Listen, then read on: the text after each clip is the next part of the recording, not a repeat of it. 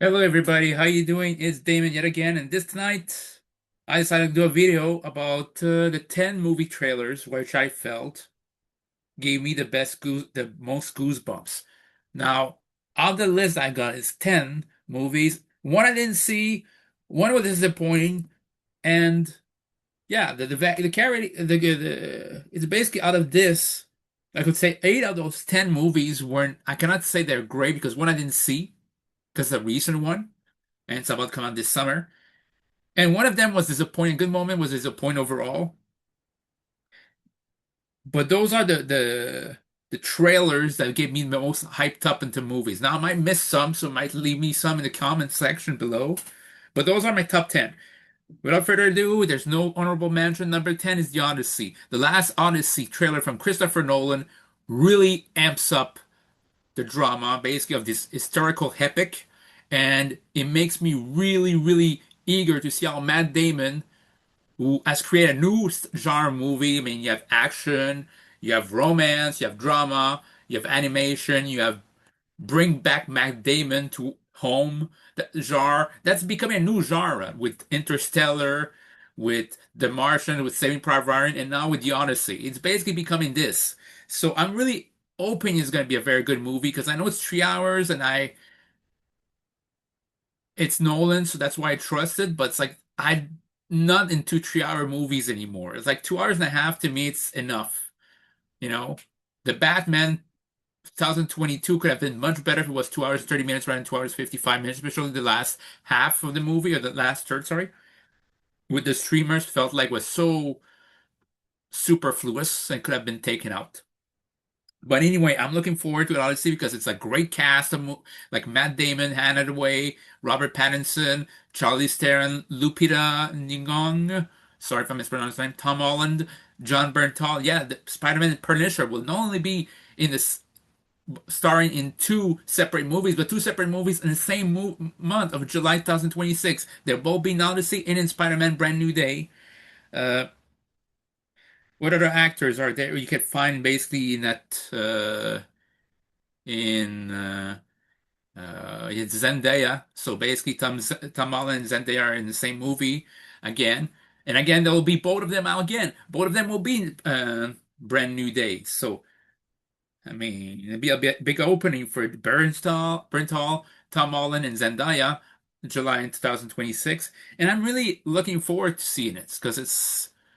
There's a reason why he puts those movies in July because it works for Nolan and usually he knows when to get the audience. So I think it's very, very good.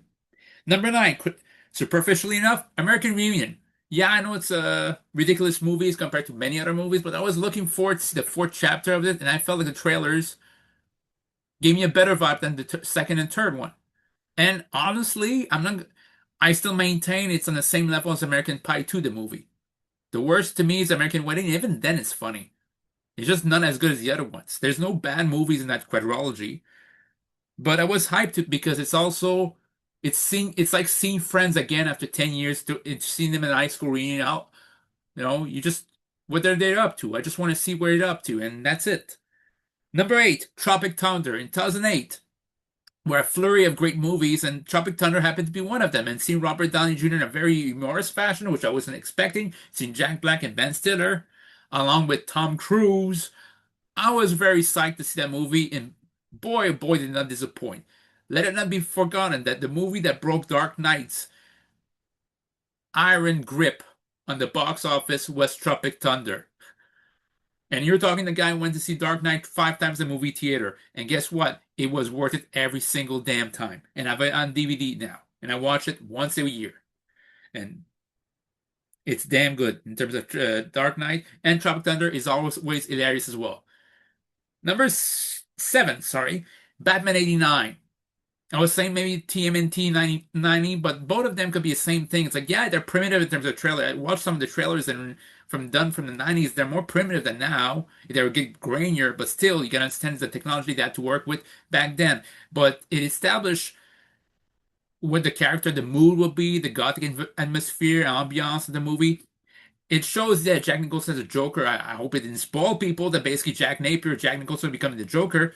But it showed what Michael Keaton was as Batman was very, very necessary because if not, people were misdoubting Warner Brothers' decision to cast Michael Keaton as Batman, and it showed how badass he was and how aloof is Bruce Wayne was. So yeah, Luffy seemed like basically somebody who's never taken a step outside his house, but then he's as Batman, he does. So it's a very duology, basically, the duality, sorry, duality of both Bruce Wayne and his Batman there. So it's very good. Number six, talking about Michael Keaton's Batman, there's a Flash.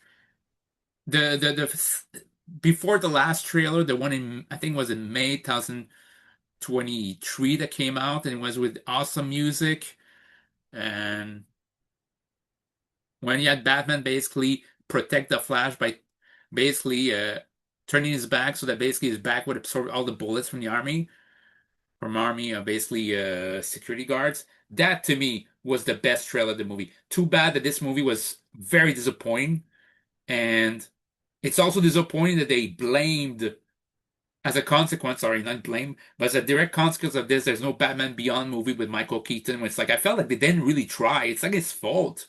It wasn't Michael Keaton's fault, and yet it's like everybody paid the price for it.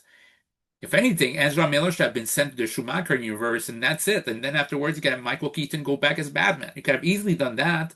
Even today, even the DCU could still do that. You know? And there's a great part. It could be Batman 89, basically it's Batman, but it doesn't have to be always Beyond. It doesn't have to have the most screen time. But it could easily do this and have Tim Burton help for a Batman Beyond thing. You still can do it. But I digress. I love the trailer and it gave me goosebumps. So did the number five one. Number five, Avengers Infinity War. Yes, Avengers Endgame was very, very entertaining, was very, very something I look forward to, but didn't give me the goosebumps as Infinity War. Seeing Thanos for the first time, and you know hell was about to break loose, and it did in that movie. And I really, really enjoyed that movie and that trailer. That's number five. Number four, from Christopher Nolan, Inception. You know the movie trailer that basically everybody parodied about the wah wah. Well, a lot of movie trailers have it wrong, but that one was great for what Inception was supposed to be about the cities collapsing on itself in a dream. I thought was awesome, was excellent, and it set up the move of I don't know what's going on in the movie, and I didn't want to know what's going on. Fun fact: back in the day, 2010, I know, 16 years ago, makes me feel old, but people thought there was secretly going to be a Batman 3 sequel, and somewhere they thought it was Batman 3 related, and some of them actually were surprised and somewhere I wouldn't say walked out, but was angry that it wasn't Batman 3 secretly. And I thought the guy wouldn't lie about this. People wouldn't do lie and basically wait till the movie's in theaters and say, "Oh, by the way, it's a Batman movie." That'd be ridiculous. Anyway, I love that movie. I love what it represents. I do remember also I love that he finished Inception first and then said, "Hey, I'm gonna take on Batman 3." He didn't he does movie by movie, doesn't want to basically publicize movies, project he says they might have set up in his mind. He want to make sure to concentrate a movie and then pick on the next movie afterwards, which I really respect from Christopher Nolan. That's number four, and the trailer was awesome. Number three, about Terminator 2, the one that you know the one where you think, okay, the whole movie, you think basically by the trailer, it's like, oh, Robert Patrick will be the new good guy. It means a cop, and Terminator 1 was the Arnold was the bad guy. And they kind of play coy in that trailer because they want you to be surprised in the movie theater. It's like, oh, Arnold's a good guy now. And it was awesome. It didn't tell you too much about the movie. It just told you the general gist of the movie without telling you too much. And I love that trailer. Now, number two, it's a tie between the two Lord of the Rings Return of the King and Lord of the Rings The Two Towers. The last Lord of the Rings trilogy trailer, in that case, of Return of the King, was awesome because it sets up all this, takes all the arcs that needs to be ended at Return of the King at the end, by the end of Return of the King's movie. And The Two Tower, you know the movie, the trailer with the song of Requiem for a Dream? That was a badass trailer. And it gave me goosebumps then, and still does now. I don't need to rewatch a movie right away, but it's like, damn, was good. We had it good. And talk about having good number one. Of course, there's be the Dark Knight with Heath Ledger, but I prefer one of the final trailer of Dark Knight Rises. You know the one with like you start with basically it's Anna Hathaway's character, Catwoman saying, "There's a storm coming," and Christian Bale says, you sound like you're looking forward to it," and she says, "I'm adaptable." It's like you just hear like Hans Zimmer's like just ding. thing, just like the genius of the guy just can do one piano note and it's like he ramps up the intensity and hearing just like the way they say, "I won't bury you. I won't bury another member of the Wayne family. I set your bones. I think I sue your skin, but I will not bury you. I've buried enough member of the Wayne family." Just in the trailer, it's like you knew it was going to be intense. And just saying, witness the epic conclusion of Dark Knight Legend, just that music, a fire will rise. It's like, even today, it's like, it gives my um, sorry, Dwayne Johnson, sorry, Rock, but it really gets me my goosebumps and basically gets, the hair on my forearm agitated. So basically, yeah, that to me is my favorite trailer of all time. But what about you? What are your favorite movie trailers of all time, and which one gives you goosebumps? Let me know in comments down below, and I wish I didn't ramble on too long for this.